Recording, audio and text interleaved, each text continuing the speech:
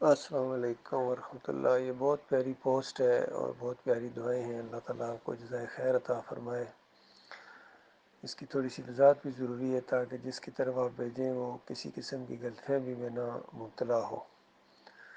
اللہ نور السماوات والارض، یہ جو قرآن میں آیا ہے، اس سے بدعقیدہ لوگوں نے یا جن کا ایمان خراب ہے انہوں نے یہ مطلب نکالنے کی کوشش کی ہے کہ اللہ زمین اور آسمان کا نور ہے، حالانکہ سورہ الانعام کی پہلی آیت کے اندر اللہ تعالیٰ ارشاد فرماتا ہے الحمدللہ الذی خلق السماوات والارض وجعل الظلمات والنور، کہ بہت ہی پاکیزہ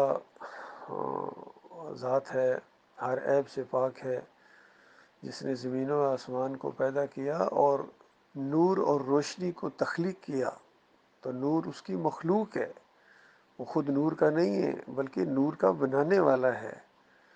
اور سارے جانتے ہیں فرشتے نوری مخلوق ہیں، فرشتوں کو اللہ تعالیٰ نے نور سے بنایا ہے، جنات کو آگ کے شعلے سے اور انسانوں کو مٹی سے پیدا کیا ہے۔ تو نور اللہ کی مخلوق ہے۔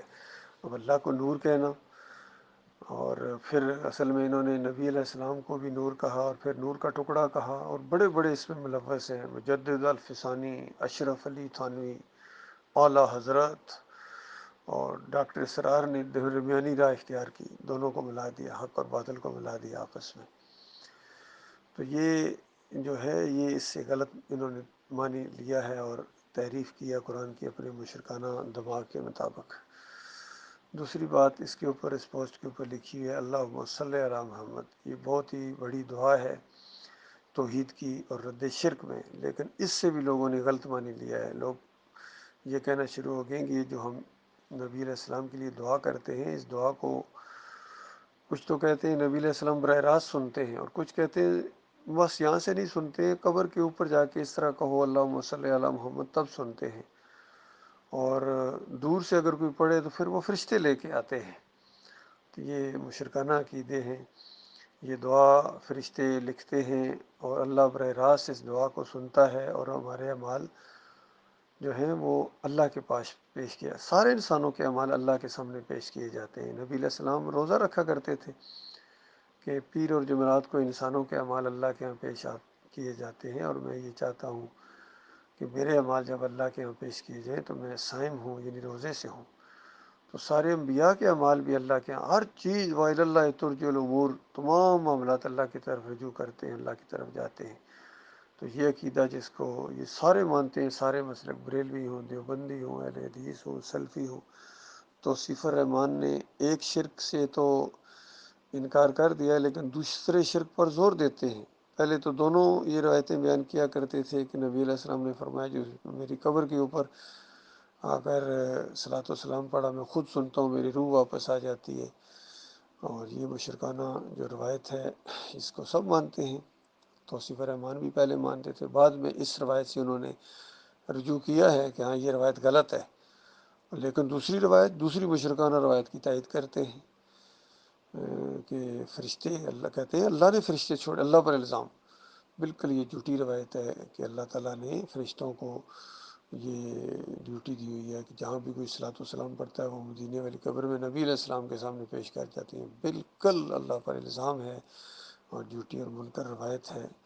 اور حالانکہ یہ ایک دعا ہے جو ہم اللہ سے کرتے ہیں، اللہم صلی علی محمد، ہم اللہ تعالیٰ سے التجا کرتے ہیں، اور فرشتے بھی اللہ تعالیٰ سے التجا کرتے ہیں، اور اللہ تعالیٰ کا صلاۃ جو ہے بھیجنا وہ ان دعاؤں کو قبول کرنا ہے۔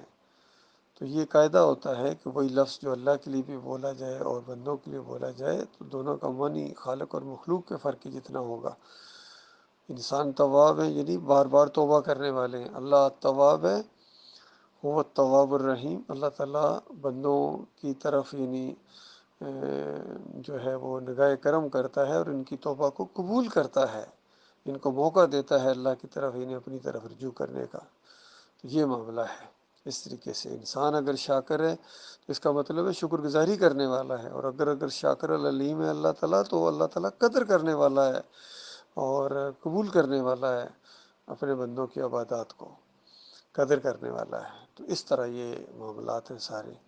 اللہ تعالیٰ اس شرک سے، یہ دو قسم کے بڑے شدید شرک ہیں۔ یہ ذات کا شرک، نوروں میں نور اللہ، نوری نوری جس طرح کہتے ہیں، یہ تو بالکل براہ راست اللہ کی ذات کے اندر شرک ہے، اور نجس ترین شرک ہے، بہت بڑی اللہ کو گالی ہے۔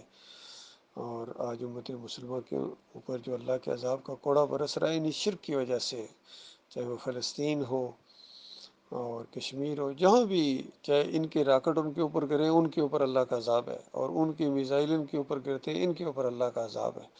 اور پوری انسانیت جو آج اللہ کے غضب کی لپیٹ میں ہے، یہ اسی شرک کی وجہ سے ہے۔ اللہ کے ساتھ بے وفائی کی انہوں نے، نہ شکروں نے، نہ قدروں نے، جس نے ان کو پیدا کیا ہے اسی کے ساتھ انہوں نے جنگ چھیڑی ہوئی ہے، تو کیسے یہ جیتیں گے؟ یعنی اللہ اور اللہ کے رسول کے علاوہ ان کو کوئی نہیں ملا ہے گالیاں دینے کے لیے، اور بدتمیزی کرنے کے لیے، اور نافرمانیاں کرنے کے لیے۔ بہرحال یہ چند دنوں کی زندگی، آزمائش کی زندگی ہے، مرنے کے ساتھ ان کو وہ آگ لگے گی جو بجائے نہ بجھے گی۔